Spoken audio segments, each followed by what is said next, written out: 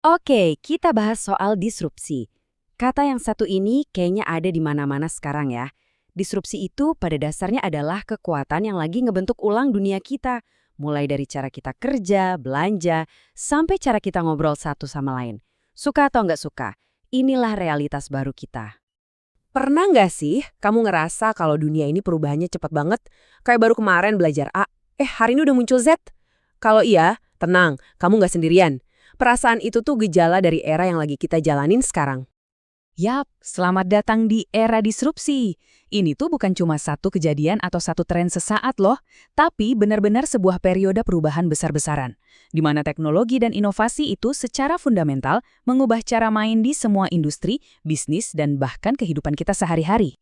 Nah, buat ngegambarin era yang serba kacau dan penuh perubahan ini, para ahli sering banget pakai satu akronim, VUCA. Ini semacam kerangka berpikir yang bantu kita buat lebih paham sebenarnya apa sih yang lagi terjadi. Jadi VUCA itu apa sih? Gampangnya gini deh. V itu volatility. Artinya perubahan tuh cepet banget, gede, dan polanya nggak ketebak. U, uncertainty.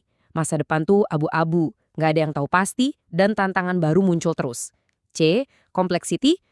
Ini rumit, banyak banget faktor yang saling kait-mengait. Dan terakhir, E, ambiguity, di mana satu situasi bisa punya banyak arti. Nah, 4 hal inilah yang jadi tantangan kita sekarang. Yang bikin disrupsi ini serem sekaligus menarik, dia tuh nggak pandang bulu.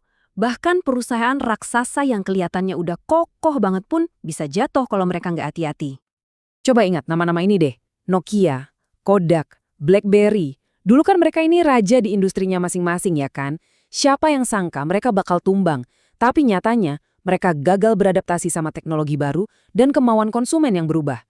Ini pelajaran pahit kalau di era disrupsi, lengah sedikit aja, udah selesai. Tapi, jangan kira ini cuma cerita masa lalu ya. Kita lihat deh contoh yang lebih deket dari Indonesia. Taksi Bluebird, brand yang puluhan tahun jadi andalan kita semua buat transportasi yang terpercaya. Nah, coba lihat data ini deh. Waktu aplikasi ojek online masuk, itu pukulan telak buat Bluebird. Jumlah armada taksi reguler mereka turun drastis antara tahun 2017 sampai 2021. Pasar tiba-tiba berubah dan Bluebird, jujur aja, sempat kelimpungan. Terus gimana cara buat bertahan? Apa harus pasrah aja? Tentu enggak. Kabar baiknya, ada semacam playbook atau buku panduan buat bertahan hidup. Ada strategi-strategi kunci buat menghadapi era ini, bahkan mengubah ancaman jadi kesempatan emas. Oke, ini dia 5 strategi kuncinya. Pertama, dan ini paling dasar, dengerin konsumen dan lihat tren. Kedua, jangan cuma inovasi produk, tapi inovasi model bisnisnya. Ketiga, manfaatin teknologi, ini wajib hukumnya. Keempat, bangun hubungan sama pelanggan, bikin mereka loyal. Dan yang kelima, ini yang paling penting mungkin, jangan pernah ngerasa udah aman atau puas. Kutipan dari Renald Kasali ini pas banget buat ngerangkum semuanya. Katanya, salah satu ciri produk disrupsi yang berhasil itu adalah dia lebih gampang diakses sama pembeli. Kuncinya itu, bikin layanan kamu lebih simpel, lebih cepat, dan lebih gampang dijangkau sama konsumen. Oke, sekarang kita balik lagi ke cerita Bluebird. Mereka nggak nyerah gitu aja. Justru, mereka ngelakuin persis apa yang ada di playbook tadi. Mereka melawan balik, dan ini jadi studi kasus adaptasi yang luar biasa keren. Terus, apa yang mereka lakuin? Ini strateginya cerdas banget. Ada 2 jalur. Pertama, mereka bangun platform sendiri, yaitu aplikasi My Bluebird. Ini penting buat jaga brand dan pengalaman pelanggan. Tapi di sisi lain, mereka juga pinter buat bermitra. Mereka masukin layanan Go Bluebird ke dalam ekosistem Gojek. Keren kan? Jadi mereka nggak nunggu pelanggan datang, tapi mereka yang nyamperin pelanggan dimanapun mereka berada. Dan hasilnya jangan ditanya. Lihat aja grafik ini. Pendapatan mereka meroket dari 2,5 triliun rupiah di kuartal 2 2022 jadi 3,23 triliun di periode yang sama setahun kemudian.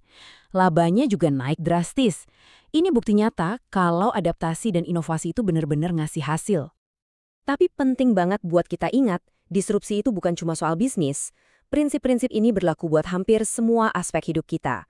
Efeknya tuh jauh lebih luas dari sekedar perusahaan taksi atau HP. Coba kita lihat deh, di dunia kerja, AI dan otomatisasi bikin banyak skill lama jadi nggak relevan. Di pendidikan, kampus-kampus pusing nyiapin mahasiswa buat pekerjaan yang sekarang bahkan belum ada. Dan soal informasi, wah kita semua dituntut buat lebih pinter-pinter nyaring berita di era digital ini. Nah, semua ini ngebawa kita ke satu pertanyaan terakhir yang penting banget buat direnungin. Siapa atau apa yang bakal jadi bluebird di industri kamu, di karir kamu, atau bahkan di hidup kamu? Perubahan itu pasti datang. Pertanyaannya, kita siap nggak buat adaptasi?